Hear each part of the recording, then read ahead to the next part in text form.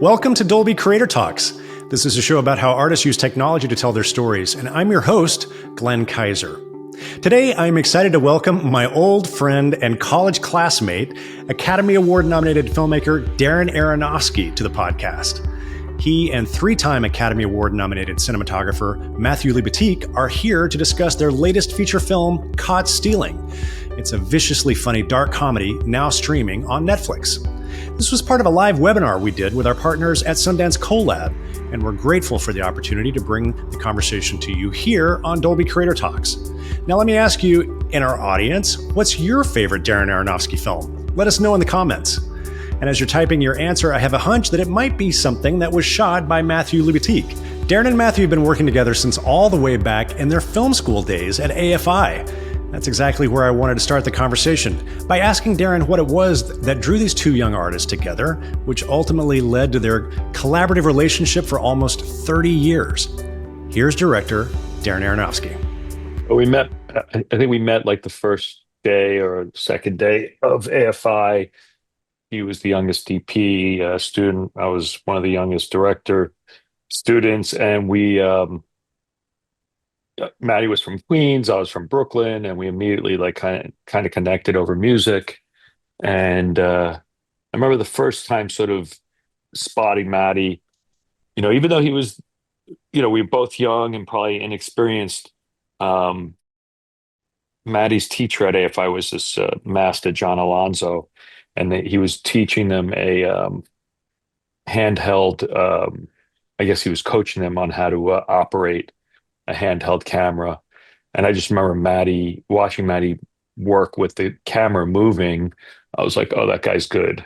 And I think it was just more of like just seeing how he worked and walked with the camera was just like the first thing that sort of caught my attention. You remember that, Maddie? Of course. It was they left us to our own devices for whatever reason. John was a working DP at the time, and he said, "You guys create a drill on the stage at AFI. Create a drill, and I'll come back." And he got on the phone. He got on this gigantic cell phone and walked outside. He left me to it, and I had the idea to do a handheld exercise where we had to walk under a ladder and then go around objects and then go through a set wall, and then everybody got a shot at it. All 28 cinematographers got a shot at it. And John came back. He's like, "I love this idea." And John, we all did it, and then John did it afterwards, and he was by far the best. I mean, How old was he then? He was probably close to 60 at the time, and he just killed us. He just killed us. Yeah, but you right now would probably kill a bunch of 20-year-olds. So there it is. Maybe because I can pay attention. Yeah. No offense, guys. So this is like a marriage, obviously. You guys have been collaborating for 30 years now. And tell me about the process. Like, how have you evolved together? Like, what's different now than when you first started out? We're a lot older. I don't know. It's a good question. I mean, look, I think we both, like Maddie's had a lot more on set experience than I've had because as a DP, he gets to go and work with so many other great filmmakers. And then when he's not telling stories, he's even, doing other technical stuff with commercials in that world. So for me, it's a great gift because he learns all of these other toys on other people's dimes and then brings that mastery back to me and is like, oh, this is a technique I figured out how to use, and I think it would work great here. And that's stuff that early in our careers that we were sort of working with the same toolkit, which was like, we're going to do this handheld and we're going to do that. There was very few tools we were playing with. It was very basic. And probably I was bringing as many tools as he was. Like the Snorri Cam famously was a couple of fashion photographers we knew who had rigged something for a still camera. And I was like, well, what happens if we attach a Bolex to it? And then Maddie figured out how to do that. And we were off to the races. You're talking about, that's the setup that you guys used on Requiem? We use it on Pi mostly. Pi. but then Requiem, it's in there as well, a little bit. But it was sort of some of the early tricks we used to play with the camera when we were really interested in exploring the camera as more of like an expressionist tool, kind of like a more expressionist paintbrush than just necessarily just a camera. I mean, I think when I look back at the early years, I think that we were, but like Darren said, I think we were expressing ourselves with the camera, expressing ourselves with light, expressing ourselves with the language that we created with the camera. And as Darren got more masterful with working in performance and crafting performance, I think we started to focus more on story, and we do less is more at this point, from a filmmaking standpoint. I think we trust ourselves that we don't have to pour a lot of sugar on it. You Yeah. know, we just we trust ourselves that we're telling a good story, and we generally pride ourselves in putting the camera in the right place. And then we start there, and any embellishment beyond that is it speaks to our I guess past work. Yeah, I'm glad you brought that up because in my research, getting ready for this, Darren, I came across an interview that you gave a while. You talked about like early in your career when you guys were starting out that you kind of you had a fear about working with actors. That wasn't like the strongest thing. But I just looking back at the filmography, I'm struck by how many Oscar nominations and wins have come out of your films for some of these actors. And I don't know if it was Requiem was really kind of the crossover point, but that's when I feel like, you really kind of you develop some great skills about working with actors. And so I'm kind of curious about, do that kind of transition for you for being a more technical minded kind of into focusing on performance. And then Maddie, for you, like some of the things you guys used to put these actors through, it was pretty harrowing. And those close-ups, you would get right in their face. So I'm kind of curious for both of you You to say talk about used to, but we still do it. I mean, well, We still do it. So yeah, talk to me about your relationship with the actors on set and how you developed the skills to get where you are with crafting performance that you are today. I mean, I think I was naturally, my gifts were like towards editing. I was very good at that from the beginning. You remember me and Glenn actually started studying film at the same time. So, and actually did some projects together back in the day. But so I was good at editing and I was also good at framing. I think I did a lot of like still photography as a kid. So I had a bunch of training in that. And the thing I felt I lacked the most was like what the hell an actor was and how to work with actors. So I think um, when I after the undergrad film work I did, I went off to AFI.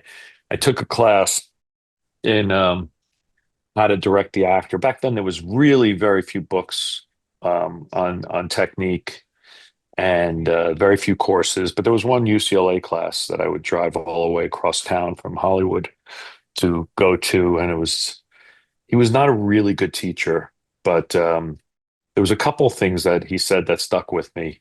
I don't remember his name even, but the one thing I do remember is that actually paid off. I remember him going on and on for about 45 minutes about Michelle Pfeiffer, talking about how rare it was to find beauty and talent in one package.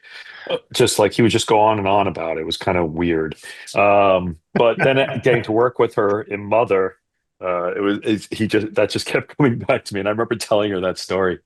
Um, so I didn't learn much from that, and but I was very open to it. And then I went back to New York, and I actually took an acting class with this teacher named Joanna Becker, I think, who just passed away. I heard, um, and my I never really wanted to be an actor. I had no interest in it, but I felt that learning acting technique would probably be a good thing. So I gave myself one goal, which was like, I just wanted to cry in front of the class without being self-conscious. And the day I did that, which I did do it, I quit. That was it. I told Joanna, that's it. I did what I wanted to do. Thank you. Because I just wanted that like unconscious moment of what it like takes. I mean, you never forget the audience is there, but like do it without any self-consciousness and to be like kind of in the moment. So I dragged myself through the mud to do that. I did it. And then I just I think it's just like you get a lot of experience, and I think it's also, the big question is why all of these actors sort of shine. But I think part of it is like it's definitely the writing. It starts with like the character, because if it's not in the character, then there's nothing for the actor to play. But then casting is a huge part of it because you have to find the actor at the right time in their career willing to take on that role. Because there's a lot of actors that can do lots of these roles, but sometimes you'll find an actor who's been working for a super real long time who doesn't really want to cry anymore. They have a mortgage to pay, or they have a new baby coming along, or whatever their reality is, and they're mostly focused on that. So you have to match the part not only to the actor, but to the actor at the right time in their career. So like getting Mickey for the wrestler was the right moment. Um, and even with Caught Stealing, getting Austin, who hasn't really, I mean, he's done incredible work, but he's always kind of played a character in a lot of ways where he's hidden a bit. Even though Elvis was a real man, it's still freaking Elvis, which is the closest a man could be to a god. And what was exciting about bringing him to Caught Stealing was that there was nothing to really hide behind anymore. It was just basically him, and sometimes in clothes, sometimes out of clothes. And but like he had to really bring himself and be totally honest. So once again, that was great. And Regina, we had our premiere last night in New York. That's why my voice is all effed up. And but Regina was excited because she hadn't seen it, Regina King, because she was like, "Oh, I've never really seen that kind of side to herself up there." And she's like, all the actors, there's just new colors to all of them. So that was a really nice compliment getting from Regina, is like That's great. that she saw different parts of them. Like even like Russ, play by Matt Smith. He's very interesting because he's like known for playing posh characters, even Doctor Who and Philip and The Crown, and um, and even like the House of Dragons guy. It's all like kind of like posh. Um, but he's much more connected to Russ, to like a punk growing up than he is any other role. So he too is like, oh, I felt kind of set free by this part. So once again, the right actor at the right moment. That's great. I didn't even recognize that was Matt Smith for quite a while into the film, which That's is great. amazing. One thing I've always admired about your collaboration and the work that you guys do together is I can't really point necessarily to like a signature visual style for your films. It really does feel like it's about the right look for the right story. So I want to zero in on Caught Stealing for a bit, Maddie. I'd love for you to talk about what was the process for both of you to figure out what Caught Stealing should look like. And for me, it started with memory. When Darren presented it, it was the '90s in East Village, and of course that kind of evokes a lot of emotion and memory for me. It's the beginning of our careers. It's where we were very hungry. We could sort of relate to a Hank living the way Hank does, having the kind of job Hank has, and just walking those streets and scouting locations with our production designer Mark Friedberg was like reliving some of the moments or some of the times we would just hang out with nothing to do, dreaming to be at this point sitting here on a Zoom with you guys. But so it started with being inspired by the city. It really started by being inspired by the city. I mean, and the script tells us everything. It tells me everything about what has to how we have to attack it from a camera standpoint. After that, it's the texture that we lay on top of it, and it's a collaboration. Production design comes in first, and then I layer on top of that, and then costumes comes in, and I layer on top of that, and then we get an idea because of a location, I layer on top of that, and there's a cocktail that's created through cinematography, through lensing, through filtration, through other gimmicks that creates what you see on the screen. And we do that on every film. It's not always the same. Sometimes it's all more straightforward. On The Whale, it's Brendan Fraser, and we know what we're going to do. We're not moving that much. That dictates the language of the film. This is us moving through the city of New York in 1998. That dictated the language of the film. So, Mizu, what's up, Mizu? I like how it focuses on the dog and not you. Um, but you know, the early conversations was in many of our conversations, how are we going to move? How are we going to move quickly? How are we going to move the camera? You know, After Hours was a huge influence right off the bat. Obviously, in the beginning of that movie starts with a move, you know, an epic move. So that was kind of inspiration. But ultimately, the actors move the camera, and the emotion moves the camera. And like I said earlier, you know, we less is more, and the motivation to do it is all story driven, all character driven. And the time and place for me personally, I just wanted to transform people into a world of 1998 that I kind of remembered. For sure, yeah. Let's take a look at a clip. We've got a clip. This is you talked about moving the camera. There's a lot of camera movement in this particular clip. This is a little bit of a chase sequence.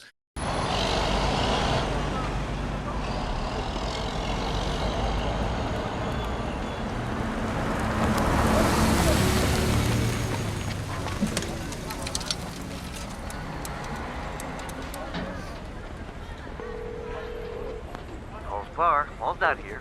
Neither is your wife. Hey, it's Hank. The key I gave you last night, I need to get it. Can you call me at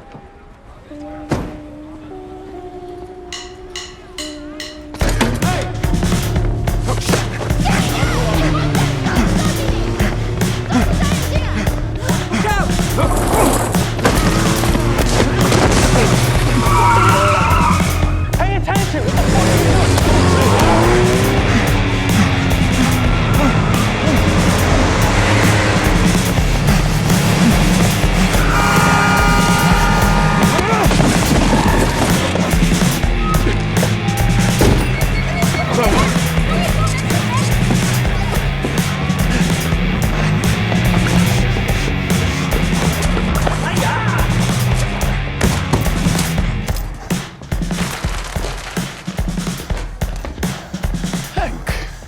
Why are you running?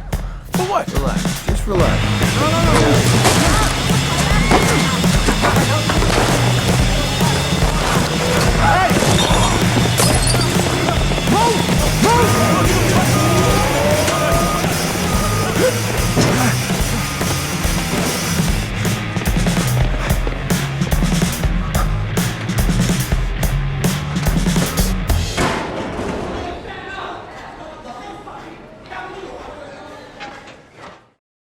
Fantastic.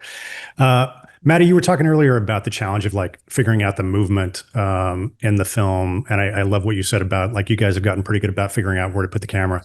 I think that's a really good simple way to talk about what that process is. But I'm just kind of curious, like with a sequence like that, talk us through the process of figuring out what the movement's going to be. Do you guys storyboard or previs, or how did you attack this particular kind of sequence?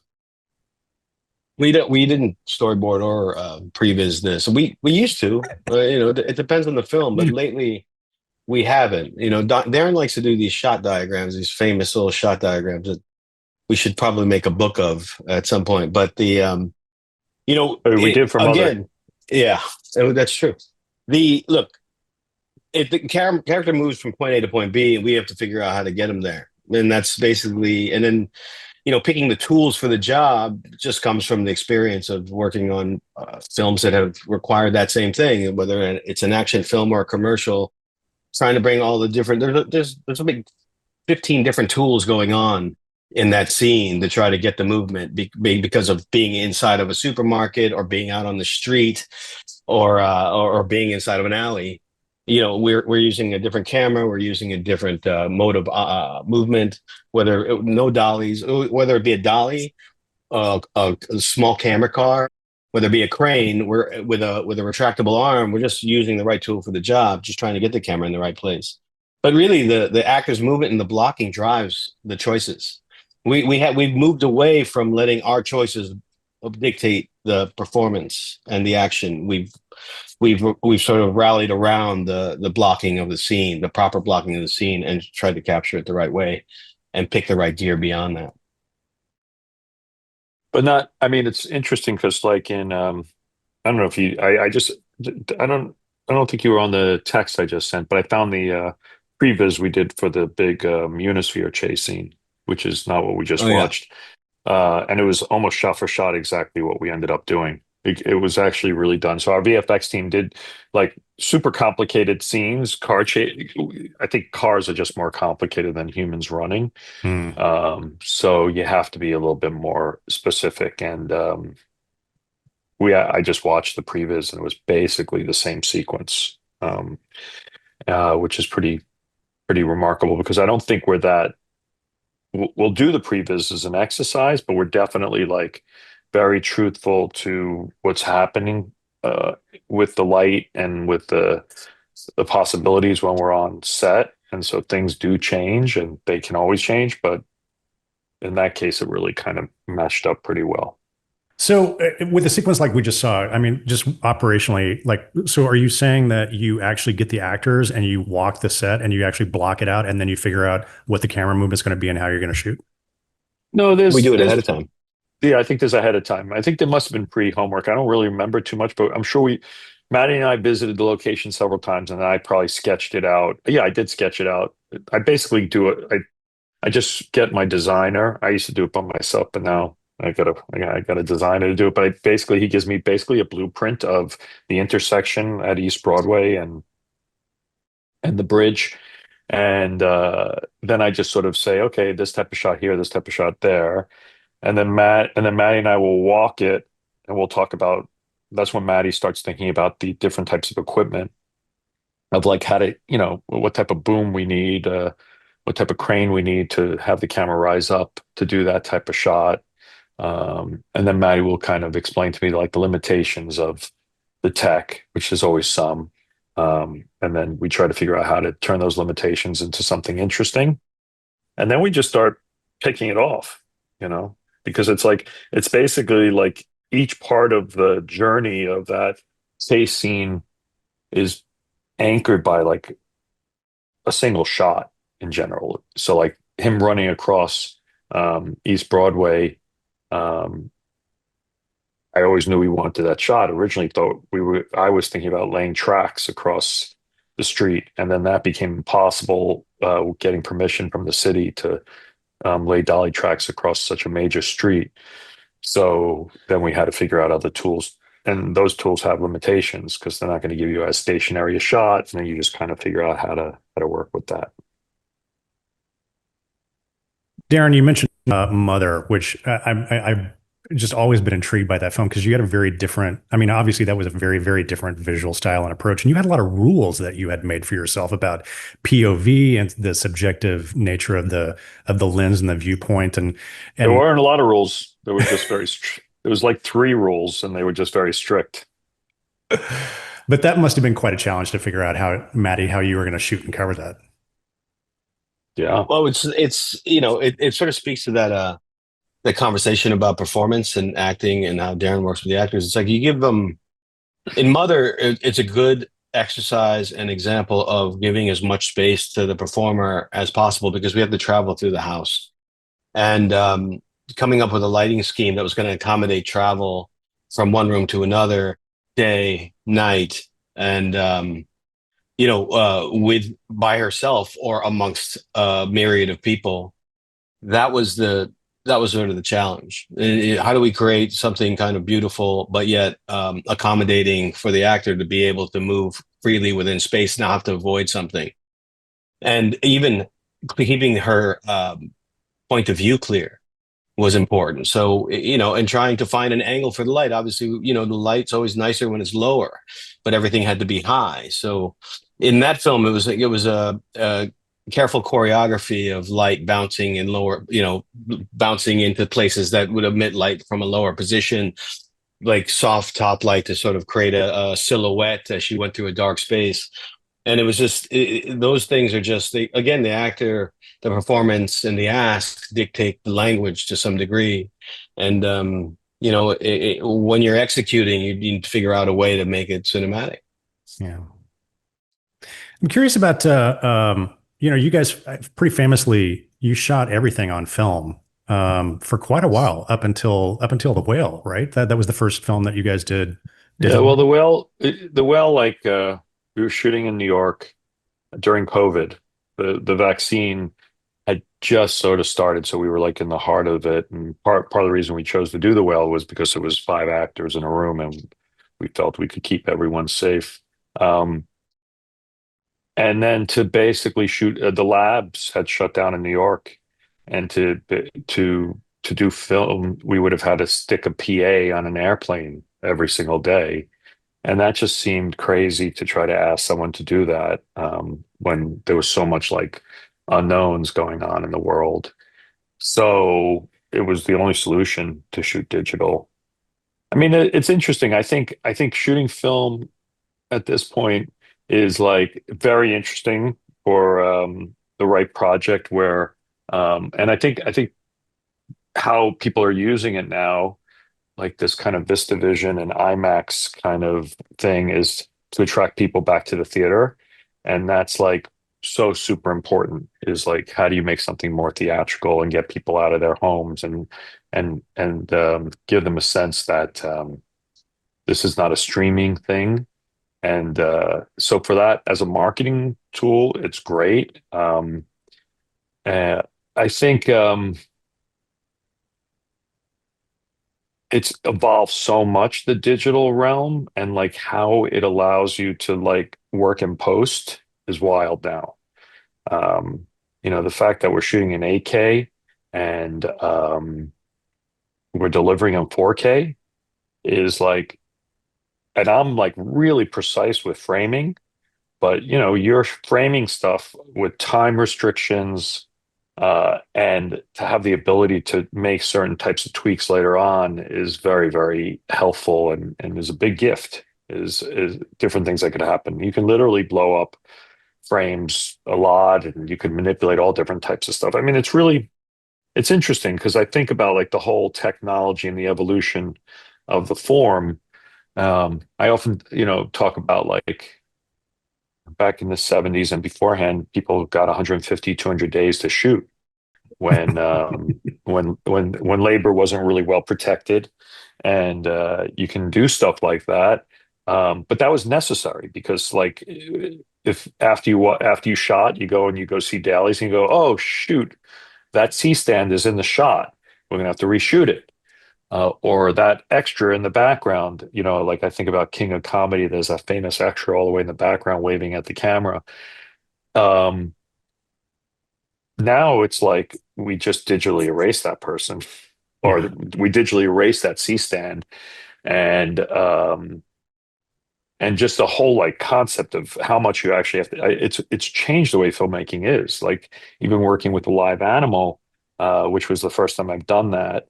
Um, I found out very quickly, oh, I didn't have to actually have the cat really working well with the humans. Like I can treat the cat as its own plate. Um, because just blending those types of things are free at this point. So I Yeah. think not to like be connected to the evolution of the form and how to use that to kind of tell more precise stories is missing out on what's possible. Yeah. How's that as an answer, Maddie? That's pretty diplomatic. I'm I'm agnostic to the whole debate, to be quite honest with you, Glenn. I'm not film or digital. I'm both. I honestly, I love film. I adore it. I love shooting. Absolutely. I love knowing how. yeah, um, right. it's like one of the last things I know how to do, you know.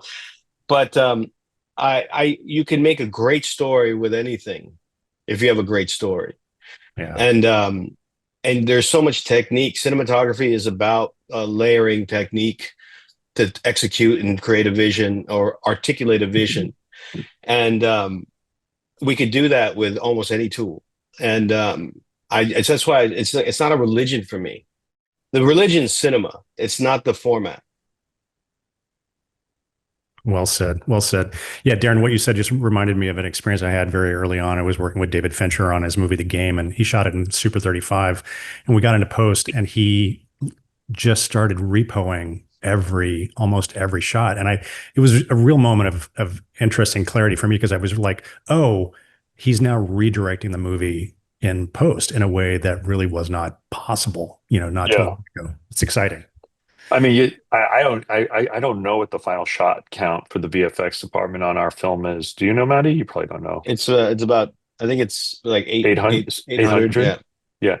And it's 800 shots. It's not an effects movie. It's insane. And that's because you're doing tons of directing. You're even, I mean, Andy and I, my editor, we've been like changing timing of actors' interaction. If there's a two shot, you could very easily change the way actors interact with each other, which is like a whole different level of kind of filmmaking. But it just allows you to once again just make things more and more precise. It's all about, you've such a limited amount of time on set, not just because of, well, it's all of course because of costs, but shooting a a film in New York City on the streets, it's so crazy how quickly a day goes by. Yeah. That you're period. just flying. Pardon? And you're doing period, right? Yeah, you're just flying, and it has to do like, yeah, when you're doing period, like every single car that's on the street has to be placed and put into the exact same place. Although, I mean, that's going to be gone too soon with all the new tools coming out. It's just interesting how much it's evolving and changing. Yeah, yeah. Let's take a look at our second clip. He's awake.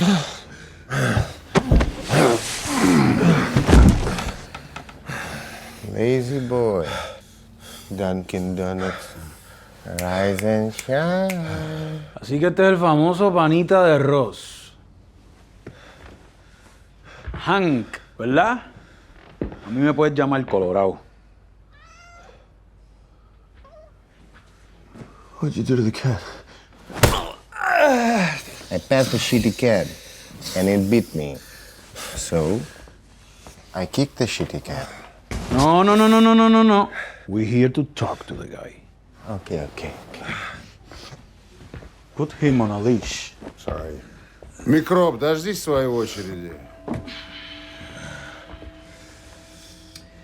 Mira, Hank.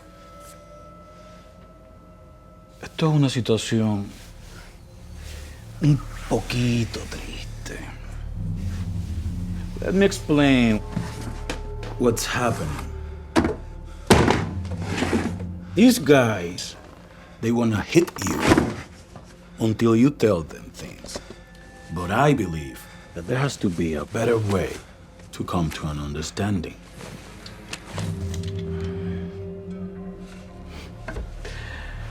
La pistola.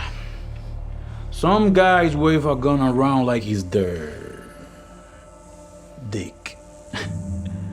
But I don't need to wave anything around. Either I get what I want, or my pistol talk for me. You understand? Russ went to see his dad in London. Perfecto. Ello. He's such a great character. Was that so that apartment, was that a set that you built on a stage? Yes. Great. So you have total control over that. So Maddie, what was walk us through kind of your process of deciding how you wanted to light that? I mean, it was, I love that scene because it's kind of set away from the main windows. So you have this element of daylight, but then you have this element of light from the kitchen, sort of setting up that room. I love when a space becomes a character in the movie and becomes a part of the main character and his personality. So, I don't think anybody notices, but I love the way those characters are lit by the kitchen because that's where they are, but you still sense the daylight and you sense the East Village and you sense just the dynamics of architecture of these old buildings that people live in. And what I love about the scene, the reason why I wanted to show it is that, I do like coverage for a cinematographer is typically a bad word, but when you have this amount of characters in a scene, there is something beautiful about the coverage being compositionally enticing. And when you look at that 3-shot with Austin in the middle of the shot, and you have Bad Bunny on the left of frame, and then you have Nikita, you have Microbe all the way in the back. That's the 3-shot, and then you go over Hank, and you see another 3-shot. I mean, to me, that's you're telling a story because the dialogue is dictating to you like what you're trying to convey, but you're layering an element of cinematography that's not so straightforward. And I think that's what's beautiful about that scene to me. And just, when you geek out about just filmmaking, that's what I love. And then so and then the relationship of light and how light plays in that in a naturalistic way is that's why it's kind of one of my favorite scenes. Not to mention the fact that it's a rock star. I think any creative person wants to be a rock star. They wanted to be a rock star. That's why they're a director. They wanted to be a rock star. That's why they're a painter. So when you get a rock star on set, there's a different energy. So there you go. For sure. Yeah. Right. Tell me a little bit about Matty, your relationship with the grade and the DI, because obviously, as we've been talking about, like that's a serious opportunity to completely reimagine the film. And I'm kind of curious, as some of these new technologies have developed around like HDR and Dolby Vision, how are you using those tools in the post process? Oh, it's interesting you say that. I think Dolby Vision is a format. I consider them all formats that we have to adhere to because they, you kind of have to chase the way the film's going to be exhibited. But my relationship specifically with Darren and Andy is that the colorist and I play this game. His name is Tim Stippen, and we've worked with him since Black Swan. Darren's worked with him since The Wrestler. And we play this game, Find the Split Screen, like where we watch the film ahead of time and we kind of guess where the split screens are, where he's retimed like actions. And I basically use my memory of the day. And then Tim tries to use his sort of his keen eye to see if there's a little imperfection in the split screen. But basically, I don't think we reimagine the film. We've already imagined the film and we've already articulated it. What I love about the color timing process is that you make all the cuts work. Right. From cut to cut, from scene to scene, you make all that one unified film. And that's really what we do. We spend a lot of time doing it, but that's really what we do. One final question. As the first time I've heard of that game. I didn't know you guys did that. What's your batting average? Me? I'm pretty good. Because I was there. Yeah, but still, they're usually very, very subtle like things. This one has more than any film. This one has more subtle ones than any film. I think also because we've just gotten better at it, and it's just easier and cheaper to do them all. Yeah. We're doing it on moving shots. That's what's crazy. That's what's crazy. Yeah, it used to be like if the camera was stationary and you have two actors basically still totally divided, then there's no rotoscope or any of that. But now you can do all different types of stuff. Well, now we can actually rotoscope. I mean, there's like this thing called the Magic Mask inside Resolve. It's not perfect, but I mean, we used it when we had to use it, and it was incredible. It's a game changer. Look, I do not. I think you still have to be good. You still have to be good. Of course, I do not miss the days of having to, color time in a lab and just do shot to shot, color correction. That was whew. That's some Make America Great Again shit right there. Yeah, let's not do that. Final question for you guys before we open it up to audience questions. Obviously this is a time of great disruption in our business. I think you both work a lot with young filmmakers. Darren, I know you produce for a lot of young filmmakers. What are you excited about for them? What are you nervous about? I'm not nervous about anything. And I'm excited about all the opportunity that's out there. I think how we make films is about to change more than any other time in history, I think. And there's many ways that can go, and there's many possibilities.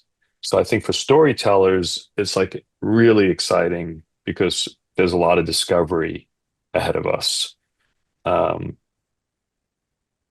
I don't know. I just think there's the potential for lots of very specific individual types of films, but I think there's like an absolute need for storytellers to be inventive and to be looking forward at all this. So young filmmakers, I think there's just so much. It's like when we started making film, we were mostly looking into the past of like taking old types of cameras that were cheap that we were able to sort of muscle together because the technology wasn't there wasn't really digital effects that were available to independent filmmakers. Um, just around, Pi was the first movie ever streamed on the internet. No, it wasn't even streamed. I think it was just downloadable on the internet. So it's like the world is really, really different from when we began. And I know if I was like that same storyteller, but now, it would be really exciting because there's just all of these new types of tools that are coming online that are just incredibly exciting to play with. We were a product of our time. Like Darren says, we had limited tools at the beginning. So like our energy and our goals were pretty linear. Like we wanted to go there. Like that guy's our hero, that woman's our hero, but we want to go there. Now I think as a young filmmaker, you have a lot of there's way more films than 1991, and there's a lot of different things that have been made. There's been the technology that has informed those films and influenced our filmmaking. So there's a lot. I don't envy it, trying to make your way in this world. But at the core of it, it's storytelling. It's like the technique is whatever. I mean, I go to technical conventions like Cinegear and I see all the gear, but none of it matters. It doesn't matter unless you could write a script. I wish I could write a screenplay, but I don't. That's not what I do for a living. But like with the new tools involved, if you want to say, the elephant in the room is AI. Well, like use it to your advantage. If you've been a on-set dresser your whole life, but you wanted to be a director, then why don't you throw a few ideas and then let it spit out a script for you, and then see what it's like. I mean, look, they're out there. Use them. Don't. It could be the boogeyman, but face the boogeyman face to face. Many thanks to Sundance Collab for inviting me to moderate this terrific conversation, and to our friends at Columbia and Sony Pictures for those excellent clips of caught stealing. And of course, an extra special thanks to Darren and Maddie for joining us to discuss their work on the film and their long collaborative relationship. You can watch Caught Stealing right now on Netflix in Dolby Vision and Dolby Atmos. We have links, as always, in our show notes. And if you'd like even more conversations with artists and filmmakers about how they use technology to tell their stories, be sure you're subscribed to Dolby Creator Talks. You can find links to the show on all the major podcasting platforms, including the video version on YouTube, in our show notes, or you can simply search for Dolby wherever you get your podcasts. If you're curious to know more about what we do at Dolby Creator Lab, head on over to dolbycreatorlab.com. There you'll find information about all of our programs. You can access the entire library of episodes of this show, and you can sign up for our mailing list. Until next time, this is Dolby Creator Talks. I'm your host, Glenn Kaiser. Our producer and editor is Michael Coleman. Our executive producers are Amanda Schneider and Jack Ferry, with additional editing by Matt Nixon. And our production coordinator is Karen Kahn. Thanks for joining us.